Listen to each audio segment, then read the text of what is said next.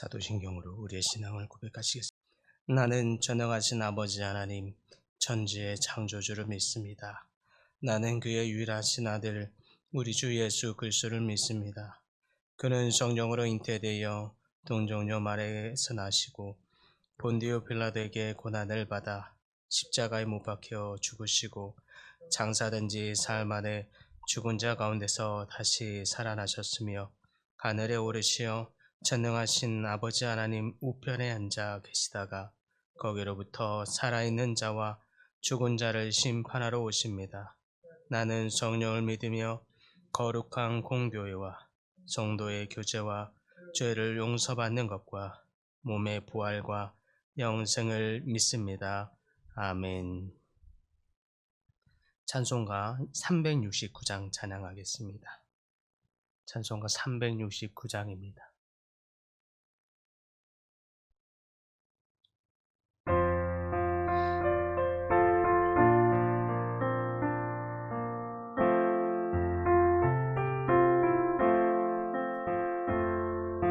죄짐 맡은 우리 구주 어찌 좋은 친구인지 걱정 근심 무거운 짐 우리 주께 맡기세. 주께 고함 없는 고로 받지 못하네. 사람들이 어찌하여 아랠 줄을 모를까. 시험 걱정 모든 괴로움 없는 사람 누군가.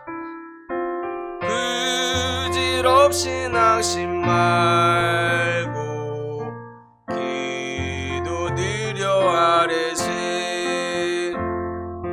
이런 진실하신 친구 찾아볼 수 있을까. 우리 약함 아시오니 어찌 아니하릴까. 근심 걱정 무거운 짐 아니 진자 누군가. 피난처는 우리 예수 주께 기도드리세.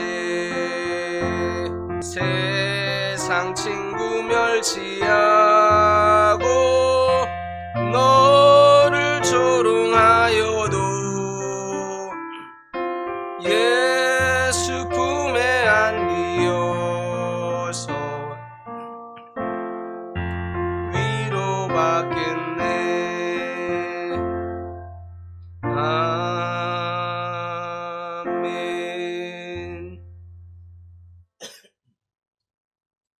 오늘 말씀은 요한계시록 17장 1절에서 6절까지 말씀입니다.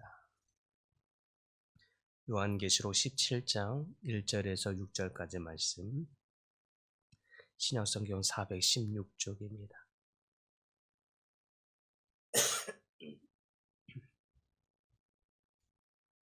한 목소리로 함께 봉독합니다.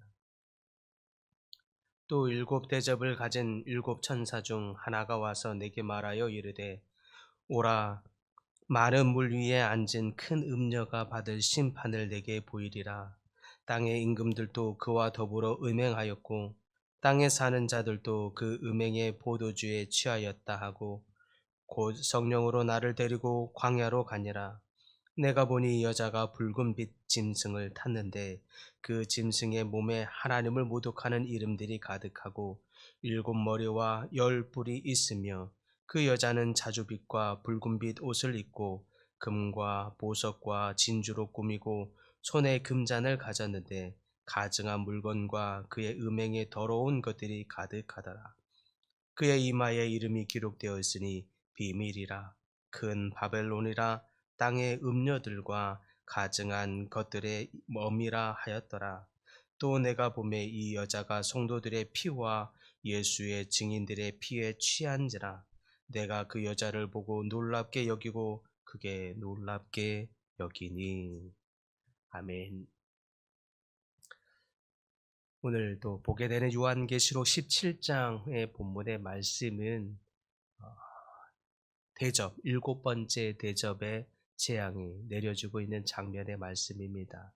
특별히 이 일곱 번째 대접이 쏟아지면서 예언하기를 큰 음녀가 나타나서 또 이제 유혹하고 멸망시키려고 하는 이 모습을 보여주고 있죠.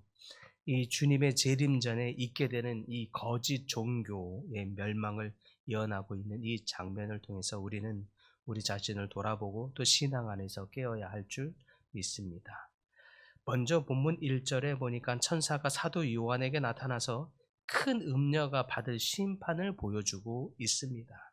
이 음녀는 많은 물 위에 앉아 있으니라고 이렇게 소개되어 있죠. 여기서 큰 음녀는 무엇을 의미하는 것입니까? 이 음녀는 타락한 종교나 우상 숭배를 의미하는 것입니다. 즉 하나님의 진리에서 떠난 모든 불의와 타락을 의미한다 하겠습니다. 나중에 보게 될 이 15절에는 이것이 많은 물로 표현되어 있기도 하고 백성과 무리와 열국과 방언들이라고 해석되면서 이는 큰 음녀가 전 세계적으로 모든 백성과 열국과 방언들로 퍼져가는 이 거짓 종교의 세력들임을 우리는 보게 됩니다. 이 음녀는 그래서 하나님을 떠난 이 세상과 결탁하여서 타락한 종교를 의미한다 할 것입니다. 사람들의 마음을 유혹하고 또 진리에서 떠나게 하는 것, 이것이 전 세계적으로 있게 되는 현상을 보게 되는 거죠. 이 즉 음녀는 하나님과의 신실한 관계를 배신하고 세상적인 욕망에 빠지게 만들며 이 타락한 종교와 교회 이런 것들을 의미하게 됩니다. 이러한 음녀는 그래서 단순히 우상 숭배를 넘어서서 나중에는 하나님을 믿는다고 하면서 세속적인 세계관으로 교회에 깊이 들어오게 하는 형태, 이 종교적인 형태로 나타나게 됩니다. 그래서 오늘날에도 이러한 거짓 종교와 사상들이 많은 유혹들을 하면서 성도들을 미혹해 하고 있지요. 2절에 보면 이 음녀는 땅의 임금들과 음행을 하며 땅에 거하는 자들도 그 음행에 포도주에 취했다고 말하고 있습니다. 이 말은 거짓 종교가 단순히 개인의 타락을 넘어서서 국가적인 차원에서 지지를 받게 됩니다. 그러니까 그 힘을 더 발휘하여서 정치적인 권력과 이 거짓 종교가 결탁을 하게 됩니다. 그러면서 세상의 사람들을 더욱 미혹하게 만들지요. 로마 시대의 황제 숭배가 퍼지면서 국가적으로 우상 숭배가 장려하게 되는 현상과 같은 일들이 벌어지는 것입니다. 그래서 오늘날에도 세상의 정치적인 세력 또 경제적인 세력과 이 거짓 종교의 현상이 같이 힘을 결탁하여서 더욱 거짓된 종교가 힘을 얻어서 세상으로 더 퍼져나가는 현상이 되게 됩니다. 그러면서 물질주의나 이 성공주의 이런 것들이 이런 현대적인 이 세속적 가치관들이 이 종교의 힘을 빌어서 나타나고 있는 세상이 되게 됩니다. 이것이 음녀의 한 형태이죠. 세상의 권력과 연합한 하나님의 거짓 진리, 이 진리를 대적하는 세력들입니다. 사람들을 세속적으로 유혹하는 세력들입니다. 우리는 세속적인 성공이나 물질적인 풍요를 쫓아가게 되는 것, 이것들이 음녀가 하는 일들입니다. 그러므로 우리 세속적인 세계관과 가치관을 쫓아감으로 유혹을 받을 것이 아니라 오직 하나님의 말씀을 쫓아가는 여러분들 다 되시기를 간절히 바랍니다. 우리가 세상과 결탁하게 될 때 세상의 성공과 이 물질적인 풍요를 소망하고 바라고 나아갈 때 결국 음료의 유혹을 받아서 하나님의 진리에서 멀어지게 만드는 세력들입니다. 3절에는 이 음녀가 붉은빛 짐승을 탔다고 나오게 됩니다. 이 붉은빛 짐승은 적그리스도를 상징하는 것이죠. 마지막 때에 이 적그리스도가 판을 치게 될 것입니다. 이는 거짓 종교가 적그리스도의 힘과 권세를 의지하여서 더욱 하나님의 말씀과 진리를 또 그 성도들을 공격하는 일들이 일어나게 될 것입니다. 그 짐승의 몸에는 참남한 이름들이 가득하고 일곱 머리와 열 뿔이 있게 되는 그런 세력, 권세와 영향력을 얼마나 크게 나타나게 될지를 보여주고 있습니다. 이 음녀는 세상의 권력자들뿐만 아니라 적그리스도 이 사탄의 세력들로부터 강력한 지원을 받아서 하나님의 사람들을 공격하고 하나님의 백성들과 진리를 대적하는 일들로 나타나게 된다는 의미입니다. 4절에 보니까 이 음녀는 자주빛과 붉은빛 옷을 입고 금과 보석으로 치장하고 있지요. 손에는 금잔을 들고 있다고 묘사됩니다. 무슨 뜻일까요? 화려한 모습으로 우리 앞에 나타나게 될 것이라는 거예요. 그래서 우리가 세상의 성공과 물질의 풍요로움을 쫓아가고 화려함을 쫓아가면 이것들의 유혹을 받을 수밖에 없다는 것입니다. 금빛, 붉은빛 옷, 금과 보석으로 치장하고 있는 이들의 모습에 우리 눈으로 보여지는 현상과 우리 눈으로 볼 때는 이것들에 와 하고 감탄하며 이것들을 부러워하게 된다는 것입니다. 그러므로 우리는 보이는 것들에 집중할 것이 아니라 또 물질의 풍요로움과 성공에 현혹할 것이 아니라 오직 말씀 앞에 더 붙드는 여러분들 되시기를 소망합니다. 음녀는 세상에서 가장 화려한 모습으로 우리들 앞에 우리를 현혹하게 될 것입니다. 거짓 종교와 이단들이 보여지는 현상으로 기사와 이적을 동일하게 행하게 될 것입니다. 그들이 기사와 이적을 행함으로 우리 앞에 이것이 참 신인 건 마냥 우리를 속이는 일들이 일어나게 된다는 것입니다. 참신, 우리 하나님에게서만 기사와 이적이 행해지는 것이 아니라 귀신들도 기사와 이적을 행하면서 우리의 믿는 사람들을 보여지는 현상 앞에 우리를 속이고 만다는 것입니다. 그러므로 우리는 보이는 것과 화려한 것, 물질주의와 성공주의 이러한 것들에 집중하고 쫓아가게 되면 이 음녀들에 넘어지게 된다는 것입니다. 그 결과 어떤 일이 벌어지느냐 6절에 표현되기를 이 음녀가 성도들의 피와 예수의 증인에 비해 취했다라고 표현되어 있습니다. 취했다라는 거 무엇인가를 많이 마신 거예요. 그런데 그것을 무엇을 마셨습니까? 성도의 피와 증인들의 예수의 증인들의 피를 마셨다는 것, 생명을 죽였다는 것입니다. 그들의 화려함으로, 그들의 화려한 언변으로, 그들의 기사와 이적으로, 그들의 빛나는 이 모습으로, 성공으로, 물질의 풍요로움으로 성도들을 유혹하여서 그들의 생명을 걷어감으로 말미암아 그들이 마시는 피로 취했다고 말하고 있습니다. 마지막 이때에 우리가 더욱 깨어 있어야 하는 이유인 줄 믿습니다.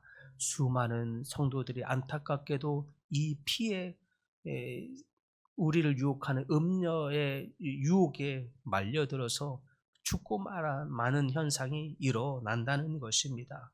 그러므로 이 마지막 종말의 때에 우리가 이 음녀의 유혹에서 넘어지지 않기 위해서라도 화려하게 보이는 눈앞에 집중할 것이 아니라 또한 성공주의와 물질주의에 우리가 현혹될 것이 아니라 더욱 말씀 앞에 붙드는 삶들 살아갈 수 있기를 소망합니다. 우리가 이런 세속적인 가르침과 미혹에서 그래서 받아서 진리에서 떠나지 않는 유일한 방법은 말씀으로 우리를 무장하는 일일 것입니다. 그럴 때에 우리가 말씀으로 우리의 전신갑주를 입고 우리가 말씀으로 뿌리를 깊이 내림으로 말미암아 마지막 때의 성도들을 잡아먹으려고 유혹하는 큰 음녀로부터 능히 승리하고 이겨내는 모든 성도님들 다 되시기를 간절히 축복합니다.